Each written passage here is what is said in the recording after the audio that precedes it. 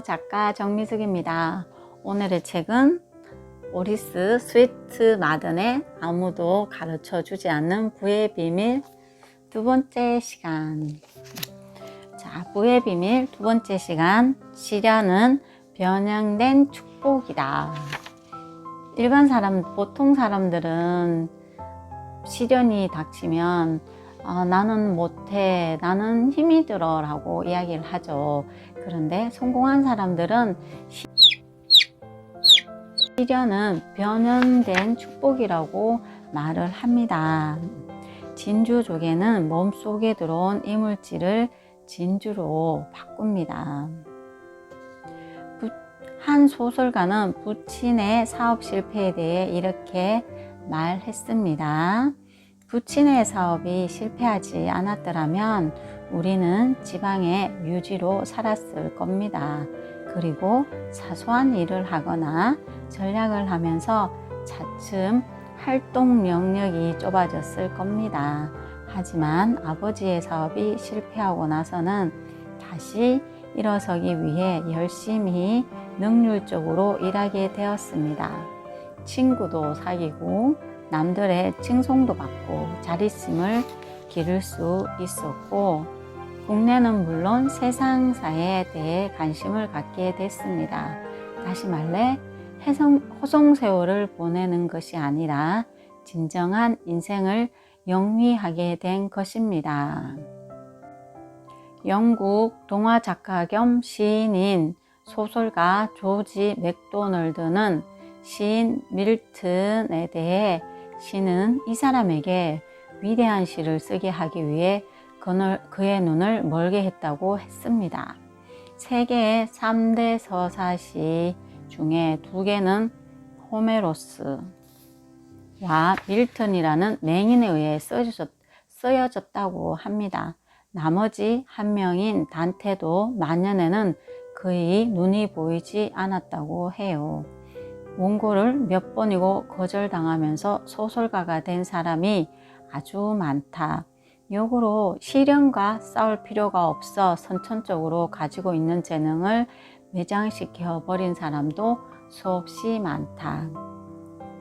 위대한 발견을 위해 연구에 심취해 있던 뉴턴은 일주일에 2실링밖에 되지 않는 왕립 학사원 회비조차 내지 못했다. 그래서 친구들은 그가 회비를 면제받을 수 있도록 힘썼지만 뉴턴은 그것을 용납하지 않았다고 한다. 미국 사상가 겸 시인인 에머슨은 어릴 적 일찍 남편을 여윈 어머니에게 단돈 5센트를 달라는 말을 못 꺼내 한 시리즈의 책 2권째를 사지 못했다. 프랑스 작가 에밀 졸라는 신출내기 시절 빈 털터리가 돼 돈을 구할 데도 없었다. 새벽 4시에 일어나 날계란 하나로 아침 식사를 마치고 공부에 전념했다고 밝혔다. 그리고 그는 이 시절을 사랑했다. 강가를 산책하고 다락방으로 돌아오면 사과 3개로 저녁 식사를 마치고 다시 일에 몰두했다. 글을 쓰는 것만으로 행복했다. 겨울에도 비싼 장작을 살 수 없어서 기념일밖에 불을 지필 수 없었지만 담배와 3개의 초가 있었다. 단 3개의 촛불 덕분에 나는 밤마다 문학에 젖어들 수 있었다.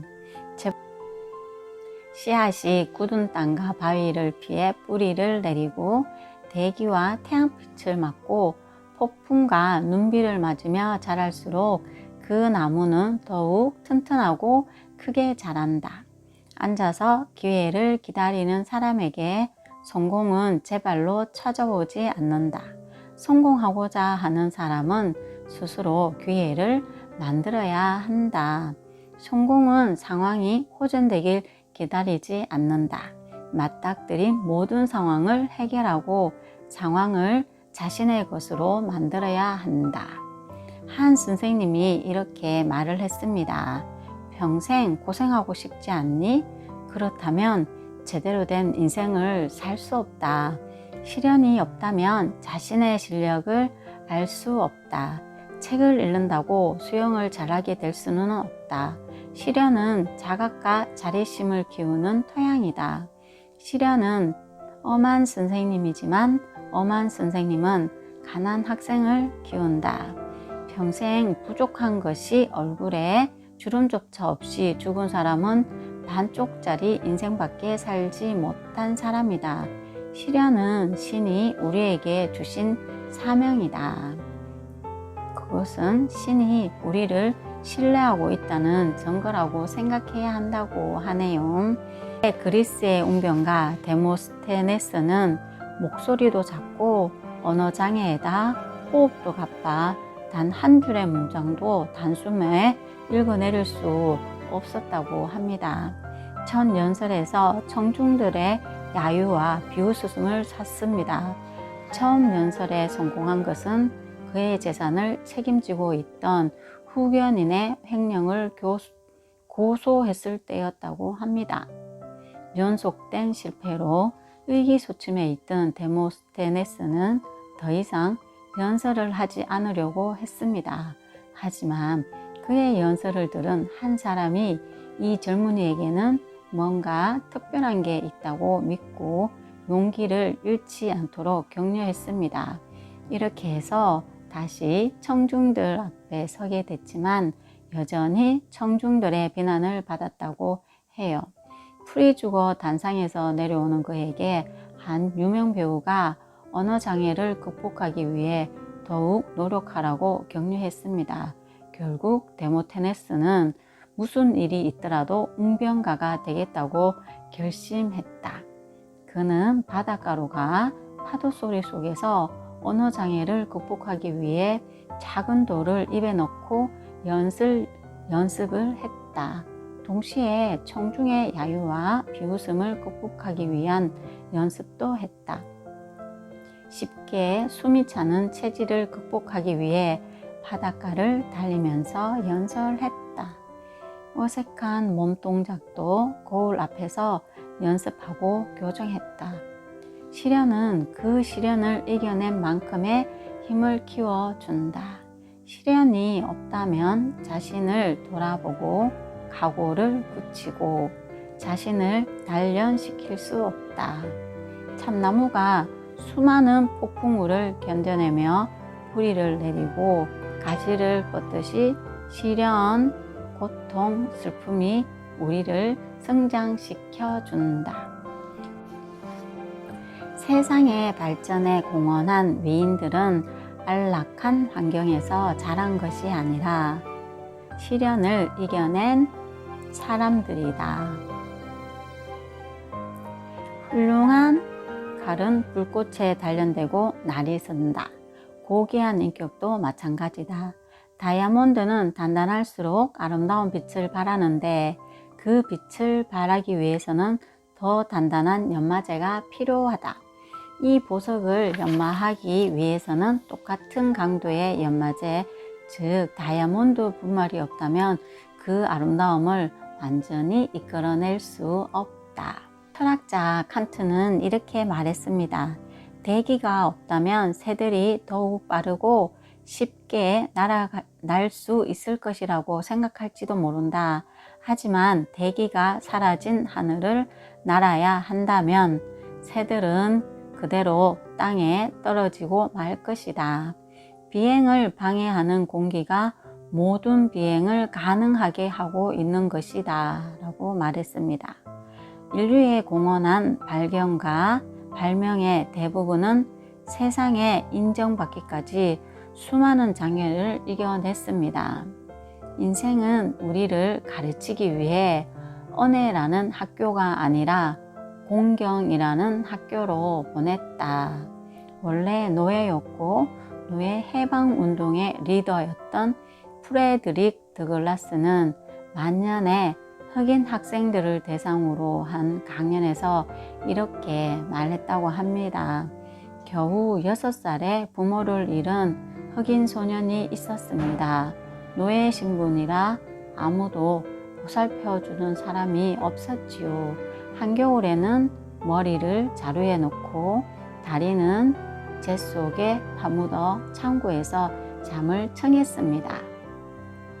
옥수수 때를 구워 먹었고 닭장에 몰래 들어가 달걀을 훔쳐 불에 구워 먹기도 했습니다. 이 소녀는 여러분들처럼 바지도 제대로 입지 못했고 학교에 갈 생각조차 하지 못했습니다. 낡은 사전을 보면서 글을 익혔고 읽고 쓰기는 지하창고 문에 붙어 있는 포스트를 보며 사람들에게 물어가며 공부했습니다. 나중에 그는 설교와 강연을 하게 됐고 유명 인사가 됐습니다. 대통령 선거인, 집행관, 재판관, 외교관 등을 역임하며 재산도 모았습니다. 그 소년의 이름은 프레드릭 더글라스입니다. 그 소년이 바로 접니다.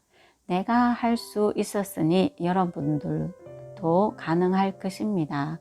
흑인이라고 해서 성공할 수 없다는 편견을 버리고 지식을 쌓아가듯이 열심히 노력하십시오. 무지한 사람은 동료들의 존경을 받을 수 없습니다. 거의 신과 같은 존재의 사람에게 더욱더 위를 지향하는 강한 동경심이 있다는 걸 우리는 깨닫지 못하고 있다. 부족함과 궁지를 경험하지 못하면 우리는 내면의 신을 깨닫지 못한다. 세르반테스는 마드리드 감옥에서 돈키호테를 썼고 로빈슨 크루소도 감옥에서 쓰여졌다고 합니다. 버니언의 철로 역정은 베드포드 감옥에서 출판됐으며 그 밖에도 옥중에서 쓰인 작품들이 많다고 하네요. 불행과 슬픔으로 마음에 구멍이 뻥 뚫린 자리에 귀중한 경험이라는 마르지 않는 샘물이 흐르며 새로운 기쁨이 샘솟는다. 아무리 재산을 잃었더라도 탄식하고만 있어서는 안 된다. 전능한 신조차 부가 방해를 한다면 위대한 힘을 발휘하지 못할지도 모른다. 신은 당신의 마음속에 다이아몬드를 발견하고 그것이 가난으로 밖에 연마되지 않는다는 걸 깨뚫어 보고 있는지도 모른다. 신은 당신의 인생에서 가장 중요한 것이 무엇인지 알고 어떤 연습, 어떤 수업이 그것을 이끌어내는데 필요한 것인지 알고 있다. 많은 사람이 모든 걸 잃고 나서야 자신을 깨닫게 된다. 시련으로 부를 잃고 나서 처음으로 그들은 진정한 자신을 발견할 수 있는 것이다. 장애와 역경은 생명력을 아름답게 해주는 도구이다. 부서지고 잘리고 갈리지 않는다면 천사의 조각은 대리석 안에 영원히 잠들어 있을 뿐이다. 우리 마음속에 잠재된 고결한 자신은 재난에 의해 부서지고 장애라는 칼날에 잘리고 무수한 고뇌 속에 연마되지 않는다면 인생이라는 황량한 벌판에 잠들고 있을 뿐이다. 수없이 많은 사람들이 사업 실패로 모든 걸 잃거나 병으로 건강을 해쳤을 때 자신의 가장 위대한 아름다움을 연마하게 된다. 역경은 자만한 마음을 신중하게, 게으른 사람을 성실하게 만든다. 항상 성공과 부의 행운이 따른다면 그 삶은 세상에서 아무런 도움도 행복도 얻지 못한다. 바다를 뒤흔드는 태풍처럼 시련의 태풍은 인생이란 여행자의 소질을 깨우쳐주고 재능과 지혜, 기술, 불굴의 정신을 이끌어준다. 언제나 태양의 은혜를 받고 있는 사람은 8월의 대지처럼 메마르고 딱딱하게 굳어버린다. 안락이 아니라 노력, 재능이 아니라 시련이 사람을 위대하게 하고 성공시키며 부를 가져다 준다. 고생해서 밭을 경작하지 않으면 성공은 얻을 수 없다. 시간을 들여 훌륭한 인격을 연마하는 것도 성공하기 위한 중요한 조건이다. 조각가가 대리석 속에 잠들어 있는 천사만을 생각하듯이 자연도 인간 속에 잠재되어 있는 인간에 대해서만 생각한다. 조각가가 돌 그 자체에 대해서는 생각하지 않는 것과 마찬가지로 자연도 흙덩어리와 인간에게는 관심이 없다. 조각가는 필요 없는 부분을 잘라내 돌 속에서 천사를 끄집어낸다. 조각을 하는 사람들이 돌을 그냥 돌이라고 생각을 하면 조각하기가 힘들겠죠. 그러니까 그 사람들은 돌 안에 있는 천사만을 생각한다고 합니다. 자연 또한 인간을 사정없이 깎아내서 우리의 가능성을 끄집어낸다. 자존심을 짓밟아 버리고 야심을 무너뜨리고 명성이란 계단 위에서 밀어뜨리는 등 온갖 방법으로 우리를 단련시킨다. 모든 것이 우리에게 기계를 품게 하기 위한 것이다. 자연이 요구하는 것은 안일함이나 쾌락, 행복이 아니라 기계다. 완고하게 밀고 나가는 기계.